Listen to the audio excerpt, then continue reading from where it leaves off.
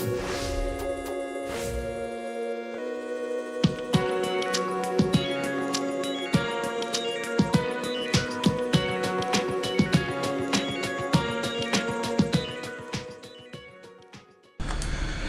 total asset turnover.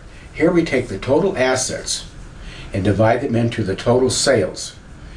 And we get 5.1 for 2012 and 5.3 for 2011. So it's very consistent between the 2 years. What this tells us is management using the assets to generate sales. So the shareholders have given these assets to management to use to generate sales, which in turn generates a profit. And in this case, they're able to turn those assets over 5 times, which is very good. And there's very little change between the 2 years. Of course, to truly evaluate this company, we would need to compare it to industry averages to see how they stack up against their competitors. Now here we're only looking at the fixed assets. And this firm has a very small dollar amount of fixed assets to the number of sales. They have, here you would see $79 billion in sales and only $780,000 in fixed assets. So they don't have a lot of bricks and mortar out there that they are have built or have invested in. So this is very unusual to find a fixed asset turnover that's this large. But there was a considerable drop between the 2 years when we went from 11 to 12.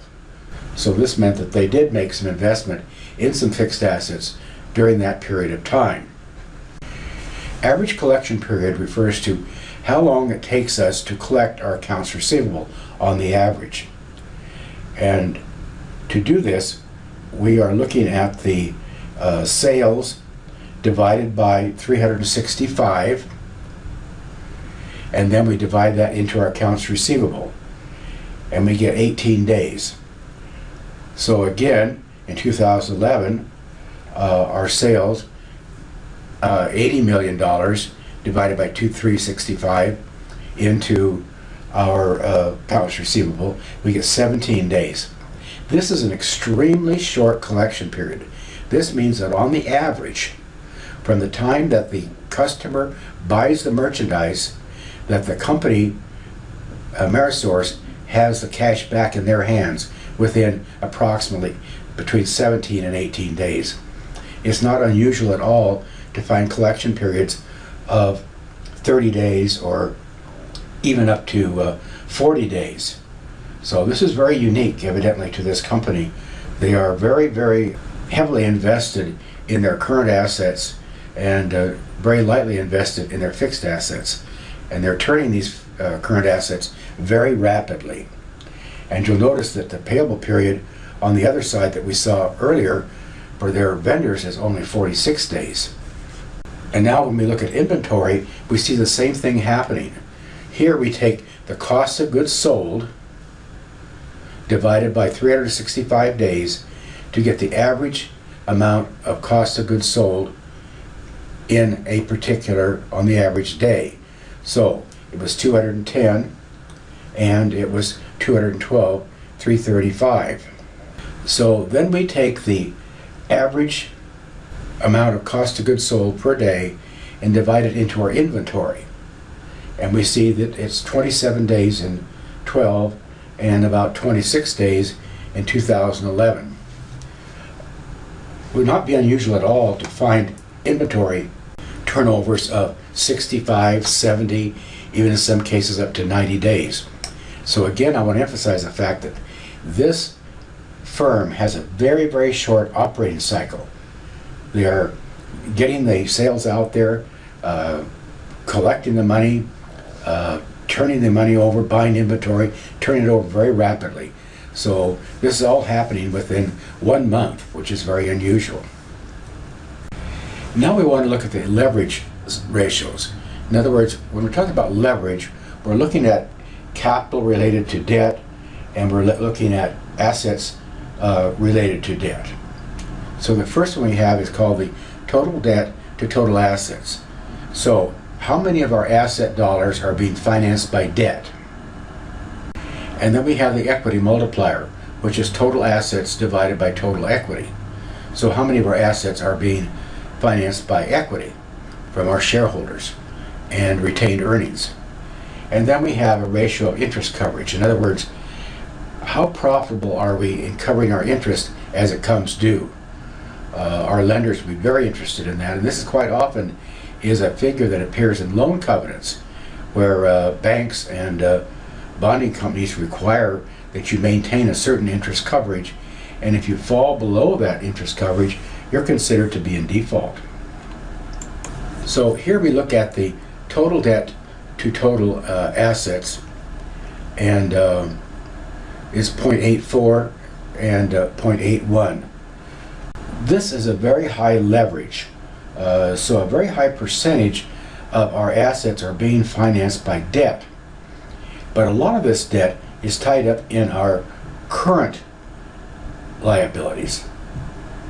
Now, a high leverage indicates to the investor or the lender that there's a more risk involved in when you're investing in this particular firm. It comes down to this point. How much room does management have to secure more debt? In other words, you only want so much debt. And here, again, I want to emphasize the fact that 90% of the firm's debt are tied up in their accounts payable, and they have only a small portion of long-term debt. And if you'll remember, we are turning our accounts payable in 46 days. So I would look back at that figure and place a lot more credence on that than looking at the total debt to total assets. Again, I want to emphasize that there's not a lot of bricks and mortar involved in this type of operation. They're a warehousing company, and they turn their assets very fast. Now, the equity multiplier is basically a reciprocal of what we saw in the previous slide. In other words, this tells us what percentage of the assets are financed by capital, by stockholders' equity. Here is a very small ratio to the total. So they have a very light capitalization as far as equity is concerned, and a lot of capitalization relating to the liability side. And again, I say this represents a high leverage, but I would not be concerned in this company because of the way in which they're managing their current ratios and their payment period.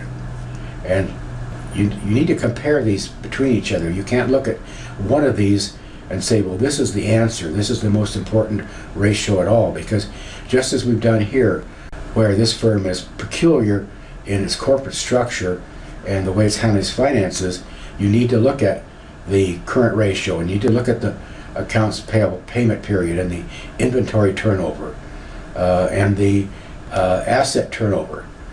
You can't just look at the leverage and the equity multiplier to determine whether this firm is a risky investment or not, because the manager is doing an excellent job in managing their assets and their liabilities. Interest coverage. Here we take the operating income and we add back any taxes or and interest. So here we take the $718,986,000, add back the income taxes, and add back the interest expense. And then we divide this by the interest expense. And what this says is the amount of money the firm is earning before taxes and interest is very sufficient to pay interest as it comes due. They have $13 available for every dollar of interest. And in 2011, they had $15 of income versus every dollar of interest. They would have no trouble making their interest payments on their long-term debt. And as we realize, they do not have a lot of long-term debt, so you would expect this to be a high ratio.